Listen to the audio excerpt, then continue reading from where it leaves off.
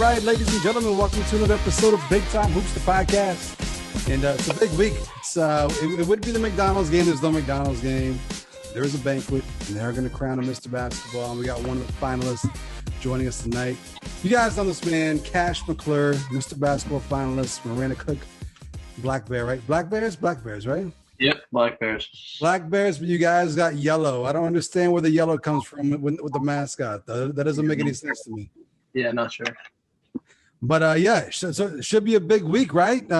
Waiting to find out what's going to happen with the Mr. Basketball. Like, how you feeling right now? Yeah, I mean, I'm feeling good. Of course, it's just an honor to be named a finalist for Mr. Basketball with the other two guys, Peyton and Parker, are both really good. So I'm excited to hear what happens. What's the plan here? Because I know it's a little bit different than it's been in years past. They're doing a virtual banquet. So what are they actually doing for you guys?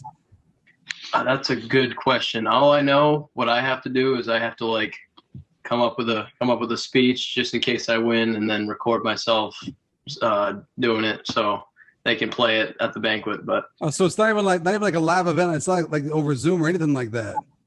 I think no. Honestly, I don't know yet. Probably gonna have to figure that out. So how do you find out? Like, if you won, like, how are you gonna know? You're not gonna know it's like afterwards or what? I mean, maybe you're right. It probably is a live Zoom event where we're gonna stream it or something. I know, like, my team and my family, we're gonna meet somewhere, just watch the banquet. So it's got to be nerve-wracking, but I mean, it's got to also be exciting because I'm guessing as a kid growing up, something you dream about. It's one of those goals you probably said, like, man, if this could come true, but here you are, right? So I'm guessing in the back of your mind all season long, this was something that you were shooting for, something that you really wanted. Yeah, it definitely was. I mean, it's of course coming into like high school. That's like one of the biggest goals I had was to be named like one of the best players in the state. And then when the top 10 list came out, I was really happy to hear about that. And then just a few weeks ago when top 3 came out, I was, that was awesome. So of course I'm a little anxious just to hear what happens, but I'm just going to go with whatever happens. And I know I'm up against some good competition. So you mentioned the speech. You got to get a speech prepared. What are you going to do? You going to wait till the last minute and just wing it, or are you going to start practicing here, or what's the plan for the speech? I'll probably write a few drafts and then read off a paper while recording myself because I'm not the best at talking like off the top of my head. So. Well, look, just look at it this way. I'm sure you got like an English class or something like that. You probably got some writing assignments that are doing school here. Just make it that good so it can count as like a school assignment here. Definitely for it. Yeah, I'll just pass it in and see what happens.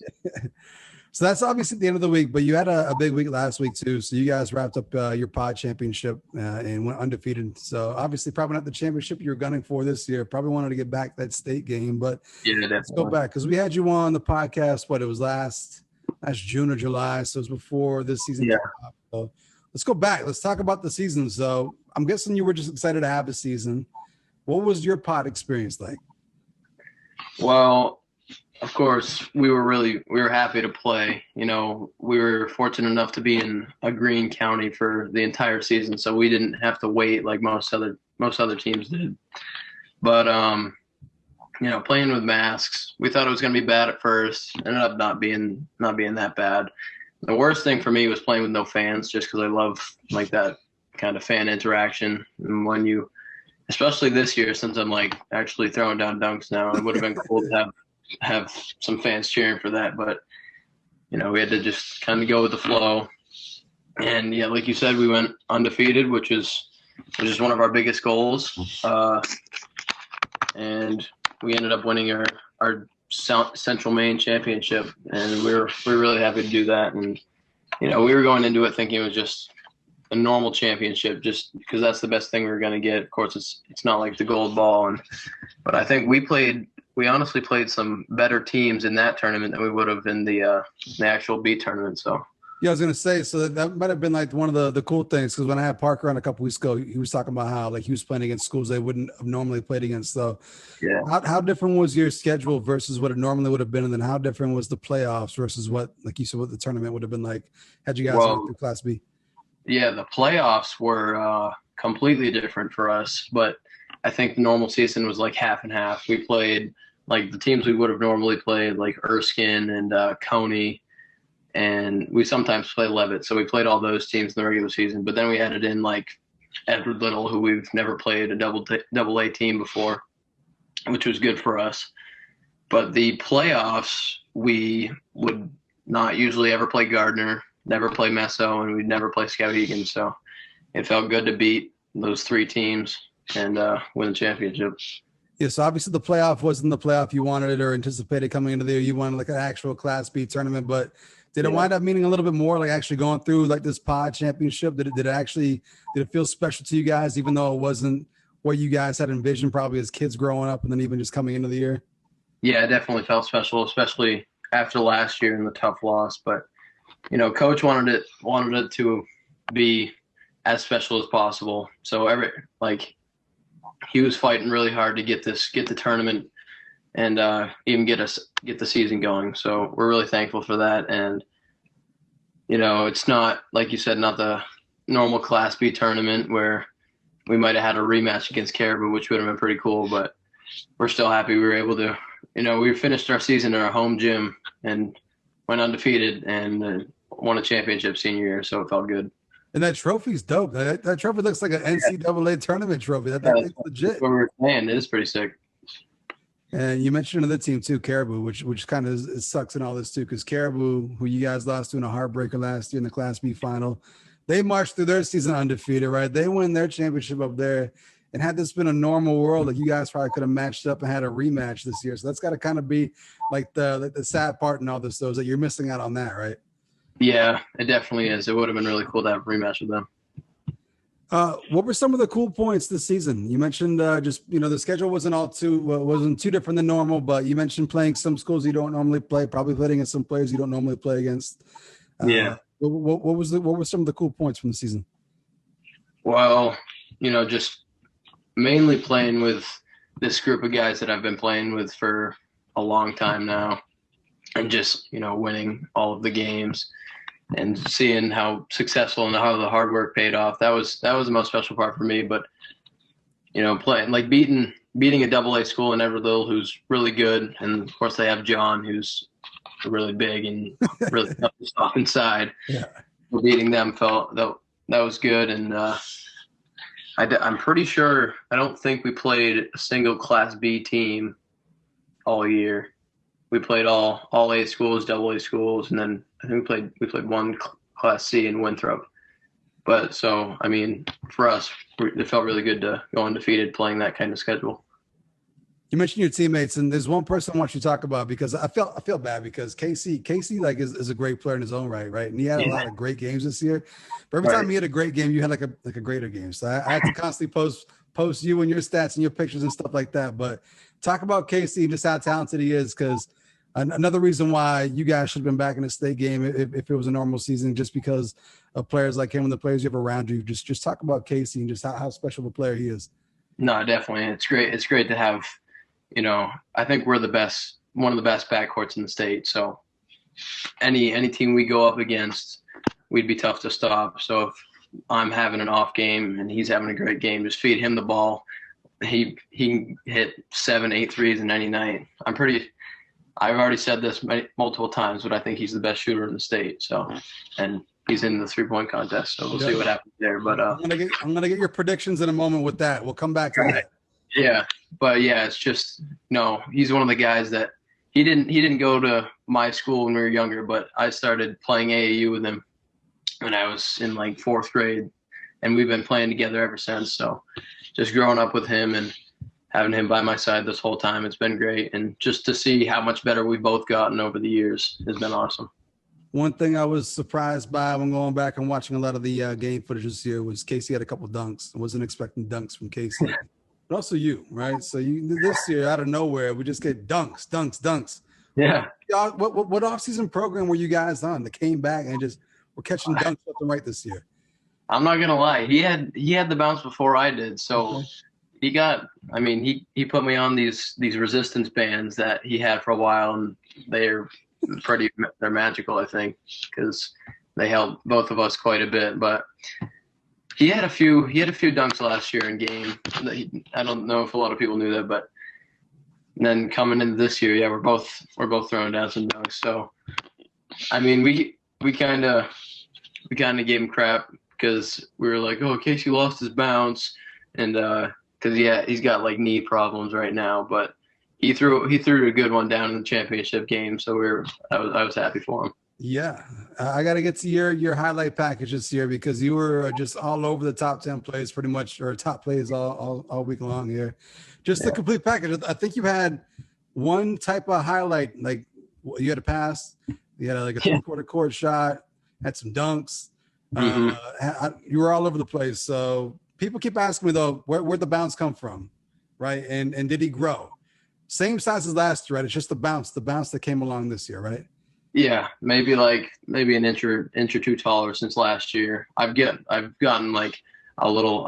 I weigh a little bit more now, but yeah, it's definitely the bounce that's changed the most. And like I said, I got it from these resistance bands that Casey put me on. So. And then I want to know, what was your favorite dunk of the year? Because you have a couple that could be nominated for dunk of the year. Yeah. Which one was the most special to you? Definitely the one against Coney, just because it wasn't completely on someone, but it was kind of on someone. And that one, I got pretty pumped after that one. And I mean, in the video, you can see all my teammates, they're going crazy on the sideline. So that was pretty cool. Yeah. And I have a couple. I like the one off the hop step, the two-handed off the hop step that you had. Yeah. That one, catching the body there. And the alley-oop too, the Mount Blue game. So you had all kinds of highlights this year. Yeah, that one was the Mountain Blue one. That kind of surprised me. We drew that play up at half. Actually, Joey DuPont, one of my teammates and my best friend, he drew that one up at halftime. So I have to give him credit for that. So not only did you guys have a bunch of highlights, you guys put a ton of points on the board. Just talk about your team, because we talked about Casey, but the one thing I noticed, because I watched a bunch of games this year, and there were just certain players who had better players around them, and I feel like it goes beyond just Casey. You guys just had like a good team, like from top to bottom. Like you were just surrounded by a lot of good players. Yeah, we definitely are. Our team is extremely talented. We like to play fast pace, so we get up and down, and just fast break is kind of our game. But like we also, everyone on the team can shoot, so anyone can have a 4 or 5 3-point night. And I mean, I think we're up there for the most talented team in the state just overall, just because our starting lineup, and then we're really deep too. A few of our juniors stepped up big this year, especially Tyler, I think he shot, I don't know, close to 60% from three in the year. He was lights out. But yeah, I mean, we just play fast pace, up and down, press, get steals, or just, I think we can play however. Yeah, just a ton of points. I think you guys put up, like 98 the other night last week? You guys had a 98-point game? Yeah, we put up 98, I'm pretty sure, 3 or 4 times this year. We couldn't break the 100 mark for some reason, but. Still, we'll take 98. 98 is getting up and down the floor. Yeah. So we mentioned how the season wasn't like how you probably anticipated. It wound up being maybe a little bit better than what you had expected after you found out, there wasn't going to be a state tournament and stuff like that. What's the one thing you missed out on most besides taking the tournament out of the picture? Because I'm guessing playing for a state championship was probably the one thing that you can't replace. But what's something else that was missing? Was it the fans? Was there no fans? Is that the biggest thing besides not having a tournament that you'll remember from this year?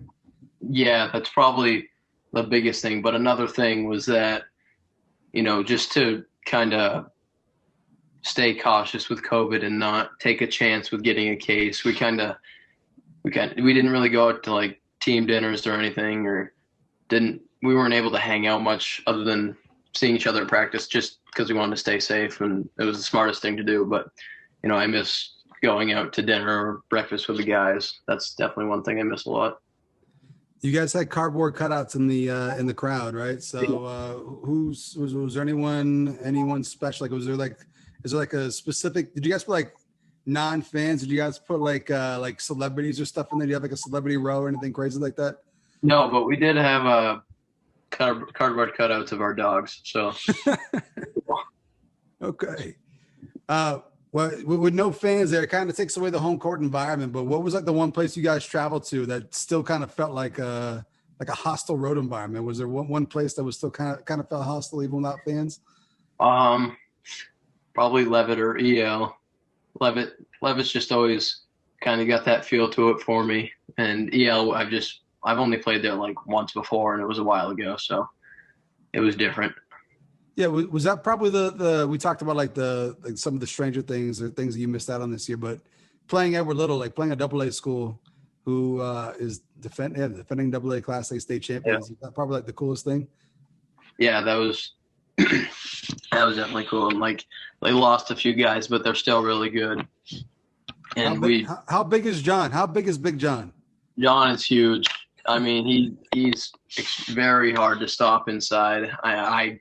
I didn't guard him. I mean, I think Joey guarded him, and Joey's given up 6 inches and a couple like 50 pounds or something on him. He's huge. So obviously we talked about at the end of this week, we're going to find out who's Mr. Basketball. How tough is it? Because I'm guessing there is a juggling act here where it's something you want, like you want to be crowned Mr. Basketball. You want to be considered like the best player in the state. But how tough is it to kind of balance staying within the system, staying within the team, not trying to go out and do too much to kind of bolster your resume? Like, was it a juggling act at all, or was it just being surrounded by such great players? They just allowed you to go out and you be you and still put you in a position to maybe be crowned Mr. Basketball here? Well, honestly, like during all the games, I didn't even think about Mr. Basketball. This season I wanted to go undefeated and, win every game by as much as we could. So I've said it multiple times, but I just did whatever I could to, make that happen, whether it was scoring or getting rebounds or passing.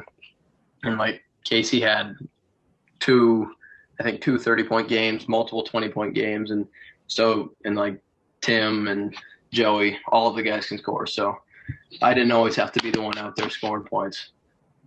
So you got the undefeated record, got the pod championship, Mr. Basketball. We're going to find out this week. Dunk contest tonight.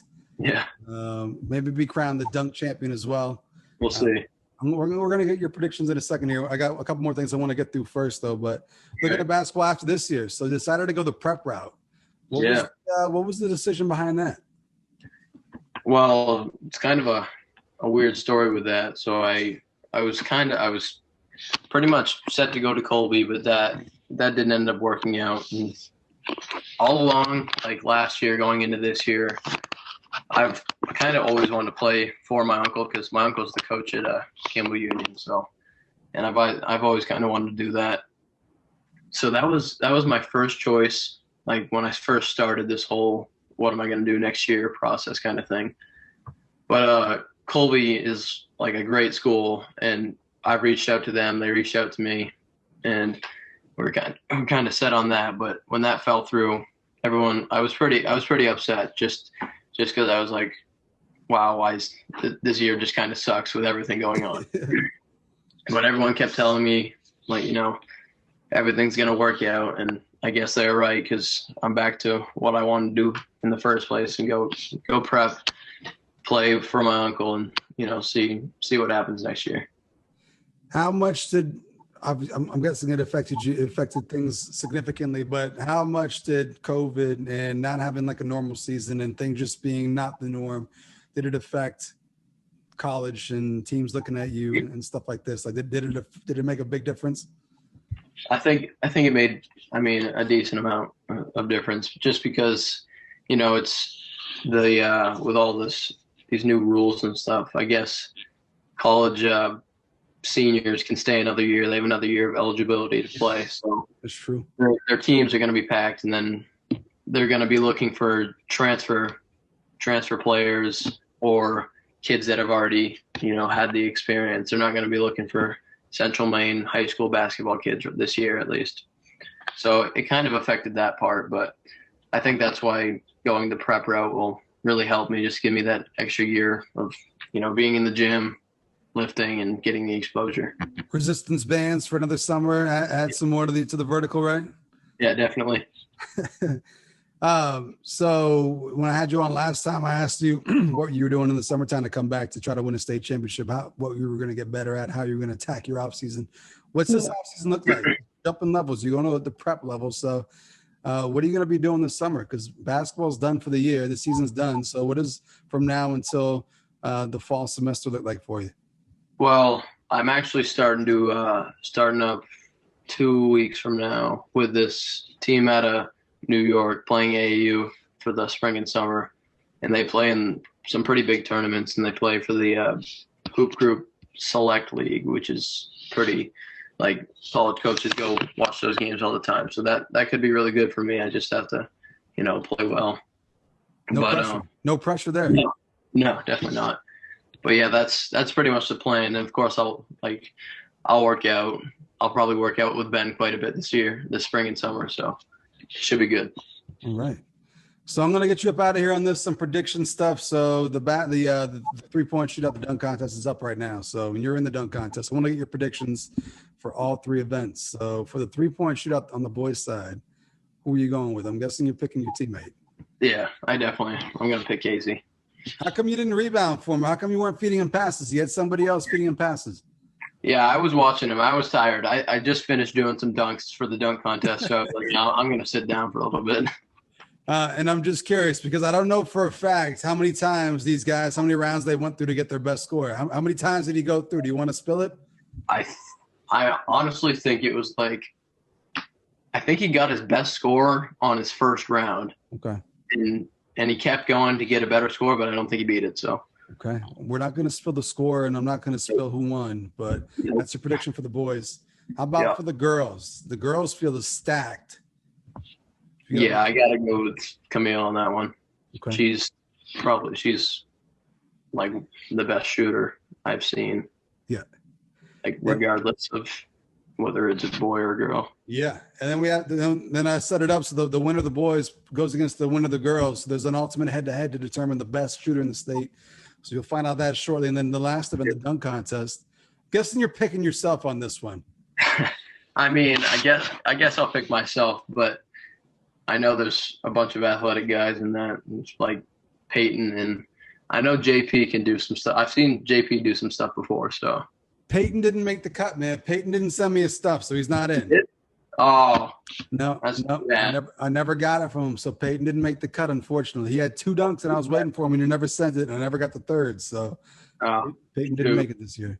Well, I mean, I did see Evan Kilfoyle dunk on someone at the top 30 camp this summer. So we'll see what happens. Yeah, it's a lot. I got to be honest, it came out a lot better than I was anticipating. I'm actually really pleased with the way it all came together and the way everyone did their stuff. So it's really, really cool. And the fans are actually going to vote for the winner of the dunk contest. So in a couple of days, it'll be a fan vote, and we'll see if you get crowned the champion. And then last prediction, Mr. Basketball. Who are you going with for Mr. Basketball? Of course, I gotta go with myself, but whoever wins, I'm just gonna congratulate them just because they deserve it. They've had good careers and they're really good players. So yeah, it's a really good crowd, and I think it's interesting because we got a Class AA player, we got a Class B player, and we got a Class D player. Yeah, so it's usually you just see a lot of the bigger school kids in there, and I think it's cool that we got a Class D player, Class B. So we'll have to see what happens. Yeah, I mean, Parker with 2,000 points and 2 state championships, that's kind of unheard of. So, And then Peyton just scored his 1,000th point playing against really good competition. It'll be interesting. So that goes down when it goes down Friday night, right? I think so, yeah. Friday night. We'll have to see who wins Mr. Basketball. Yeah. Cash McClure, ladies and gentlemen, on Big Time Hoops, the podcast. We're going to find out if he gets Mr. Basketball. We're going to find out if he wins the dunk contest. It could be a very, very big week. Very big week for Cash. Could be. We'll see. We're going to find out. And then also, Cash, we're going to be having an end-of-year black tie event, the Big Timer Awards coming up shortly. Dunk of the year. Pat, I think you're going to be like maybe 4 categories for your dunk of the year is definitely going to be in there. The crazy buzzer beater, your shot's got to be in there. Pass of the year, you've had one of those. I don't know how many categories you're going to get nominated for, but it's coming up. But if you win any of these awards, will you come on the show and accept the award? Oh, yeah, definitely. All right. So I'd like to hear. It's going down. Ladies and gentlemen, Cash McClure, any final words before we get up out of here? I forgot. I always give my guests a chance to say their final piece before we go. Just thank you for having me. Absolutely. There we go, ladies and gentlemen. Cash McClure on Big Time Hoops, the podcast. Make sure you're checking out all the previous episodes, wherever you get your podcast, and go check out the dunk contest and 3-point shootout. A lot of talented folks, a lot of talented kids all across the state putting their skills on display. So make sure you check out those. That's going to do it for today. We'll see you next time on Big Time Hoops, the podcast.